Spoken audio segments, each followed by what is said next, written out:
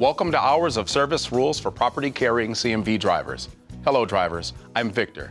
I've been on the road for the better part of 25 years, accident-free. And I'm Nate. I'm well under 25 years on the road, so I'll be looking to learn today like many of you. There's going to be a lot of information we're going to go over, and I'm sure I'll be able to pick up a few new tricks too. So Nate, any accidents in your time? Thankfully, my other training has kept me from bending a bumper, or worse. Nice. So listen up, folks. By the end of this program, you'll see the purpose of the Hours of Service regulations and the impact they have on your day-to-day operations. You'll be able to explain and apply hours of service regulations, including on-duty limits, driving limits, and the 34-hour restart provision. In addition, we're going to help you become competent tracking your hours of service using an automatic onboard recording device, or AOBRD, an electronic logging device, or ELD, and let's not forget good old paper logs. I'll show you old. Look, we all agree that safety is key, right? The purpose of the Hours of Service regulations and this video are obvious. We're trying to keep everyone on the road safe and compliant. No joke, chances are you or someone you know has suffered some fatigue when behind the wheel. Fatigue can lead to bad decisions and potentially serious, if not deadly, crashes. The federal regulations governing interstate commerce cover two areas. The first is hours of service. As you may expect, these are the number of hours drivers are allowed to drive or work in a defined time frame, and these hours must be accounted for. The second is the driver's daily log. Some of us veteran drivers might still call them grid logs, but I'm sure you already knew that, didn't you? That sounds familiar. The regulations that are designed to protect drivers come from both federal and state agencies. The Federal Motor Carrier Safety Regulations are issued by the Federal Motor Carrier Safety Administration, or FMCSA. Keep in mind, many states also have hours of service requirements that go above and beyond the feds. It can be confusing from time to time because the federal regulations may or may not match the intrastate requirements. And it's up to drivers and motor carriers to keep current on all the regulations that apply to you, including hours of service for your specific operation. So, tell us, Nate, who's regulated? Federal regulations for hours of service apply if your vehicle weighs or combination of vehicles is rated at 10,001 pounds or more. You also will be under hours of service regulations if you transport hazardous materials in quantities large enough to require placards. Remember, the hazardous material regulation is in effect no matter what the vehicle you're driving weighs. If you're placarded, you're under HOS regulations. True. And like you mentioned earlier, the responsibility for compliance is on you, whether you're a driver or a motor carrier. Meeting the various on-duty, driving, and off-duty requirements of the hours of service rules and keeping an accurate, up-to-date log can be a challenge. The hours of service regulations are among the most often violated, comprising about 1/3 of all roadside violations. Right. Along with traffic accidents caused by driver fatigue, non-compliance with the hours of service regulations can result in fines, being put out of service, and poor CSA scores. The most commonly issued driver violations in the FMCSA's Compliance Safety Accountability, or CSA program, are related to hours of service. It's safe to say if you don't understand the rules, you're looking at a violation eventually. If your carrier is audited, it will show the FMCSA enforcement officer a pattern of violations in the CSA HOS Basic. And no one likes extra attention during audits. You got that right. As you're probably all well aware, the Behavior Analysis and Safety Improvement categories, or BASICs, are the 7 buckets into which carrier and driver violations are placed in the safety measurement system under the CSA program. For carriers, it's no surprise the more hours of service violations you have, the higher your hours of service compliance basic score will be. The mindset of accepting violations as a part of doing business or driving is definitely not the way to go. That way of thinking is likely to produce more violations and cost you in productivity and profitability. That's true. Like so many things, if you're letting one thing slip, chances are you're letting a lot of things slip. Let's be honest. The consequences for violations can compound quickly, and they can make you look like a bad carrier and a bad driver. They can translate into big fines quickly, too. Examples of violations under the Hours of Service Compliance Basic include driving beyond the 8-hour limit since your last break, operating your vehicle when ill or fatigued, or driving after being declared out of service. Other examples are operating over hours, keeping a false log, always a no-no, and having a log that's not current. Similarly, not maintaining a log when one is required to be used, and finally, failure to hold on to the previous 7 days' logs. With so many ways to violate the regulations, proper tracking of duty time is essential to making sure you're not putting yourself or your employer at risk. You're probably thinking that being on duty and being off duty is fairly easy to keep separate. The regulations are very specific and clear about where the line is drawn. Like we said before, we're trying to keep everyone on the road safe and compliant, so the regulations allow for only so much time for drivers to drive. Too much time on duty can result in fatigue, and that's why drivers and motor carriers must track all of their on-duty time. The regs define on-duty time as all time from the time a driver begins work or is required to be in readiness to work until the time the driver is relieved from work and all responsibility for performing work. The definition of on-duty time includes waiting to be dispatched, inspecting, servicing, or conditioning a commercial motor vehicle. Driving, which is further defined as time spent at the controls of a CMV in operation. Being in or on a CMV other than time spent resting in or on a parked vehicle. Except, Vic, when attending to a commercial vehicle containing a Division 1.1, 1.2, or 1.3 explosive material. That's right, Nate. On-duty time is also being in or on a CMV other than time spent resting in the sleeper berth, or being in or on a CMV other than up to 2 hours riding in the passenger seat of a CMV moving on a highway immediately before or after a sleeper berth period of at least 8 consecutive hours. On-duty time also includes loading or unloading your commercial motor vehicle, repairing, obtaining assistance, or attending to a disabled CMV, complying with drug or alcohol testing requirements, and finally, performing any other work for your carrier or any compensated work for another employer. On the other hand, off-duty time is just that. It's time when you're not on duty. It includes time when you're relieved of all duties or responsibility for performing work. Off-duty time also includes time when you're able to choose your activities and free to leave the place where your CMV is parked. In certain situations, off-duty time is when you're resting in the seat of your vehicle. For this time to be counted as off-duty, you must not be doing any work-related activities whatsoever. Here's a pro tip. Compensation or salary for a specific period of time does not dictate how time should be logged. Getting paid does not automatically mean on duty, and no pay does not automatically mean off duty. Wow, that's a veteran pro tip. Well done.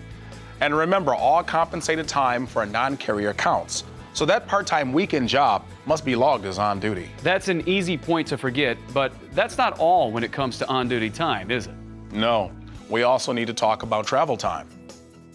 Drivers traveling to another location as a passenger should record their time as on duty. For example, if you took a 2-hour bus ride to pick up a CMV for your motor carrier, you would record the 2 hours of travel time as on duty. However, if you took at least 10 consecutive hours off duty after you arrived at your destination, you would record the entire time, all 12 hours, as off duty.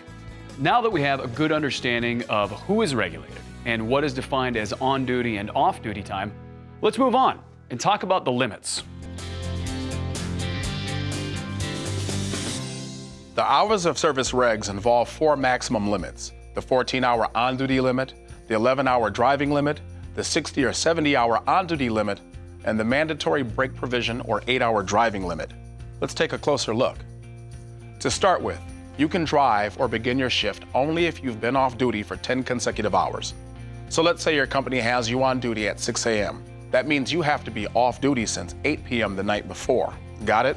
Yep. Now, let's move on to our first regulation limit, the 14-hour on-duty limit. This limit means you can drive only during a period of 14 consecutive hours after coming on duty. If your company has you on duty at 6 a.m., your 14 consecutive hours ends at 8 p.m. Once you finish this 14-hour duty window, you can drive again only after you've been off duty for 10 consecutive hours, or at 6 a.m. the following day. And another thing to remember, Nate, is that the 14-hour period is consecutive and all-inclusive. In other words, it includes all on-duty and off-duty time you've accumulated since starting your shift. Right. So, for example, stopping for lunch or taking a break doesn't extend the 14-hour limit. And the same goes for unforeseen events, such as a breakdown or having to wait for an extended period to load or unload your truck. Victor, you probably know some drivers have mistaken the 14-hour limit to mean their shift must end after 14 hours, but that's not the case. The hours of service rules only limit you from driving past 14 hours, not working past 14 hours. Yep. So in other words, you can do non-driving work past the 14-hour limit. You just can't drive until you've completed a 10-hour off-duty period and gotten adequate rest. Since I'm on a roll, Nate, I'll move on to the 11-hour driving limit. Be my guest. So of the 14 consecutive hours we just discussed, you can spend 11 of those hours driving. And remember, all time you spend at the controls of your CMV is considered driving time. This includes the time you spend sitting in traffic on a public road. Then, after 11 hours of driving time, you must go off duty for at least 10 consecutive hours before you can drive again. And this rule does not limit a driver to 11 hours per day. You can drive more than 11 hours in one calendar day as long as you have 10 hours off after the first 11 hours of driving. Good stuff, Nate. Now let's talk about the third mandatory limit, the 60 or 70 hour on-duty limit. Sounds good. This one is a bit more complicated, so maybe we can start by distinguishing between 60 hours and 70 hours. The 60-hour limit says you must stop driving your vehicle after you've accumulated 60 hours of on-duty time in a 7-day period. The 7 days don't necessarily tie to specific weekdays, just 7 consecutive workdays. This rule applies if you work for a carrier that doesn't operate CMVs every day of the week. With the 70-hour limit, you must stop driving after you've accumulated 70 hours of on-duty time in an 8-day period. This limit applies if you drive for a carrier that operates at least one CMV every day of the week at any of their locations. And it's important to know all driving time and all on-duty time is counted toward your 60 or 70-hour limit. You can still work beyond your limit and not risk a violation. You just can't add more driving time. You must include those non-driving hours in your 7 or 8 day total. Got it, Nate. Here's something else to consider. Since we're talking about a 7 or 8 day time period, think about what constitutes a day. For this rule, a day is a 24-hour period, but your carrier can decide when that day begins. It's usually at midnight. Good point. Just remember, the important thing is whatever starting time of day your carrier selects must match the starting time of day in your daily log. If that wasn't enough to think about, the 60 or 70-hour period refers to your previous 7 or 8 days, not to a specific work week. So you really don't ever start over counting your total hours unless you decide to use the 34-hour restart option. But we'll talk about that later. Here's another pro tip. Don't forget, running off your recap or hours you're picking up at midnight is also an option. It's kind of a lost art. Many drivers don't realize a restart isn't mandatory. It's an option, just like running off your recap hours is an option. A lost art to be sure, and I know drivers that won't take advantage. And rest assured, your ELD will make this all infinitely easier to track too. Now let's take a look at the fourth limit, the mandatory break provision. According to the regulations, you can't drive if you haven't taken at least a 30-minute break in the last 8 hours. Essentially, this 8-hour clock works the same as the 14-hour clock. It includes all back-to-back time. Once you complete 8 hours on the clock without a 30-minute break, you must take 30 minutes off before doing any driving. For example, taking a lunch break or spending time resting in your sleeper berth or in or on a parked vehicle, not doing any on-duty activities, will satisfy the break requirement in most cases. It's important you factor this break into your trip plan because if you take the break too early in your first 8 hours on duty, you may have to take a second 30-minute break before your 14 hours is up. One more thing on breaks, there's no limit to the number of breaks a driver can take during the day. Just know that all breaks of less than 10 hours will count against your 14-hour limit, unless you're splitting your sleeper berth time. Now that we've walked through the 4 maximum limits, let's move on to situations where drivers are ill or fatigued. Sure, we've all experienced illness or fatigue at one time or another. Don't try and tough it out. You know when you're too sick or too tired to drive. It's part of being professional and staying safe. So, in addition to the driving limits, there's a regulation that prohibits you from driving or your motor carrier from allowing you to drive when you're so ill or fatigued that it's unsafe for you to get behind the wheel.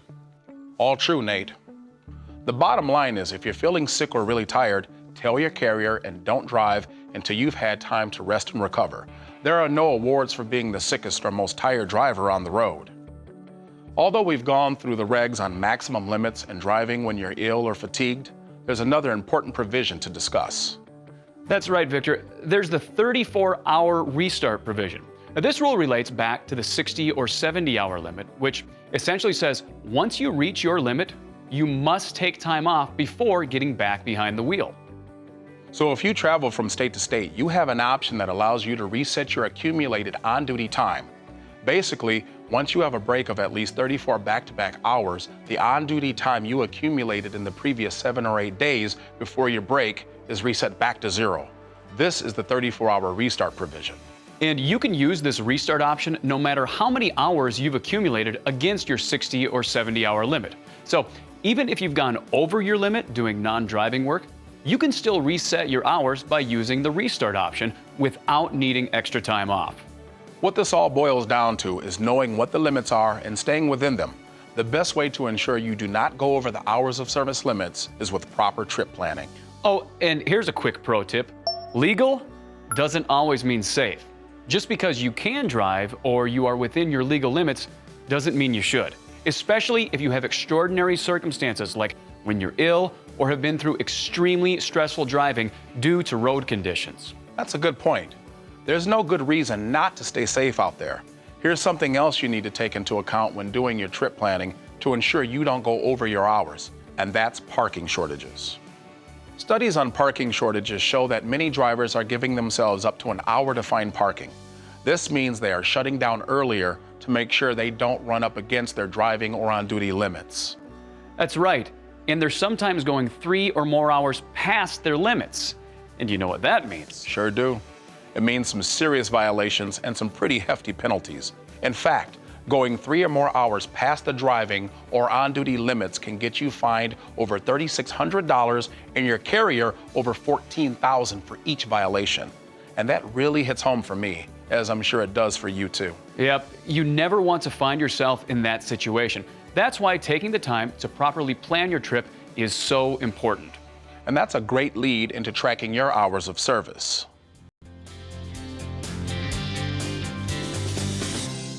To make sure you comply with the hours of service limits, you have to keep track of your hours of service. You do this with your daily log, which is also how law enforcement officers and the FMCSA know you're complying.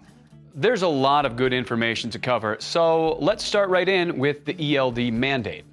This was some big news. You might remember back in 2015, the FMCSA published the Electronic Logging Device and Supporting Documents Final Rule, but you probably know it as the ELD mandate. Basically, it required almost all drivers using paper logs or an AOBRD to switch over to an ELD by December 18, 2017. So Nate, what are the benefits of using an ELD? Well, an ELD gets information from your vehicle's engine to automatically record your driving time. The good thing about this is it improves your ability to maintain compliance with the hours of service rules and makes it easier for you to keep your records. That does sound a lot easier, but there's got to be a catch. Well, Vic, you'll still need to keep at least 8 days of paper logs in your vehicle just in case the ELD malfunctions. If it does, you'll need to redo your current day's log as well as any logs from the previous 7 days as soon as you can. That is true. If your ELD fails, you'll need to let your carrier know within 24 hours. You're required to maintain a paper log until it can be fixed or replaced, which needs to happen within 8 days of the malfunction. The same goes for if you're an owner-operator. Let's take a step back and explain a little bit more about logging. Logging apps on mobile devices that are not synchronized with the engine cannot be considered an ELD or an AOBRD. That's also true. They're just an electronic means of creating and printing a grid log. And again, the key is if they're not synchronized with your engine, they are not an ELD or an AOBRD. An ELD is an electronic device that is able to record your driving hours and duty status automatically. And in order to be considered an ELD, it must meet the FMCSA's specific requirements and be registered on their website. Now that we have a clearer definition of AOBRDs and ELDs, let's talk about how to use them, including some do's and don'ts. I'll take this one on, Nate. Carriers are prevented by the regs from using your hours of service data to harass or force you to drive when you're ill, fatigued, or out of hours. Similarly, they're also prevented from forcing you to drive when your vehicle is unsafe to operate. So, what do the regs define as harassment? Generally speaking, the regs say harassment is an action by a motor carrier toward a driver employed by them involving the use of available ELD information or other technology the carrier knew or should have known would result in a driver violation. So, how do the regs define coercion? It's generally defined as withholding business, employment, or work opportunities from a driver in order to influence the driver to operate their vehicle under conditions which the driver stated would require them to violate one or more of the hours of service regulations. So, let's say your dispatcher or supervisor asks you to do another run. Look, Nate, I need you to take this run to Galveston yet today. I'd love to, Chief, but I've only got 2 hours left. Hey, you've got to do this run anyway. Put the hammer down. This isn't a discussion. And that's harassment, knowingly forcing you to violate the regulations. Equally bad is coercion. Let's go back to that conversation. Hey, I get that you're risking your time window here, but you got to do this run. You and I both know I really can't. It'll put me over hours. Look, you're not making this run today means you're not going to be making any more runs at this carrier ever again. Get it? That's coercion. That a clear threat to the driver exists, whether merely implied or stated outright. Clearly, the supervisor character I was playing there was a bad guy who didn't care about the driver and keeping the roadways safe. A pro tip: if you run into a supervisor like that, remember you've got 90 days to begin the FMCSA's coercion complaint process, should you want to. Let's get back to tracking hours of service and talk about what things drivers need to do to stay compliant and running as efficiently as possible. For one thing, you need to complete your record of duty status or daily log for each 24-hour period. This log is how you keep track of your time and make sure you comply with the hours of service regs. If an officer asks, you need to be able to show a log for the current day and previous 7 days if you're on the 70-hour limit, and it must be current up to your last change of duty status. And when you're using an ELD, keep the user manual handy in case you need to refer to it for things like quickly accessing its many features, understanding any codes it may display, and possibly what to do if it malfunctions. In addition, carry an instruction sheet on how to store and retrieve data from the device for use by enforcement officials. Remember, at a moment's notice, an enforcement officer could make this request. Your ELD must be able to transfer your hours of service records for the current day and the last 7 days. That transfer must be done using a web address and an email account, or through USB and Bluetooth connections. If you're using a paper log, your entries must be easy to read and in your own handwriting. Agreed, but whatever method you use, you need to include the following information. You should have a vertical or horizontal graph with a remark section, your 24-hour period start time that your carrier selects for your terminal, and the date and total miles you're driving today. You also need your truck or tractor and trailer number, the name of your carrier and main office address, as well as a place for your signature or certification. Finally, you'll need the name of your co-driver if you have one, the total hours in each duty status, and the shipping document numbers or the shipper and product name. The important thing to remember is a current log keeps you aware of your hours of service at all times and lets you know your available driving time for your next shift. And one last thing to keep in mind, when you're driving as a team, you each have to complete your own daily log. So now that we've gone over how to keep a record of our duty status, let's talk about retention. When retaining your records, there are a number of things you're required to do. First of all, you always need to have your current day and the previous 7 days record of duty status or daily log with you and ready for inspection when you're on duty. As a driver, you have 13 days after finishing a 24-hour shift to either submit or mail in your original record of duty status to your carrier. Make sure all your log entries are correct before you submit them, though. When you submit your record of duty status, you're certifying your entries are true and accurate. Your carrier will then retain them for 6 months. And keep in mind, your carrier's policy may require you to turn in or submit your logs and any other trip-related paperwork sooner than required by the regs. So be sure to follow your carrier's policy.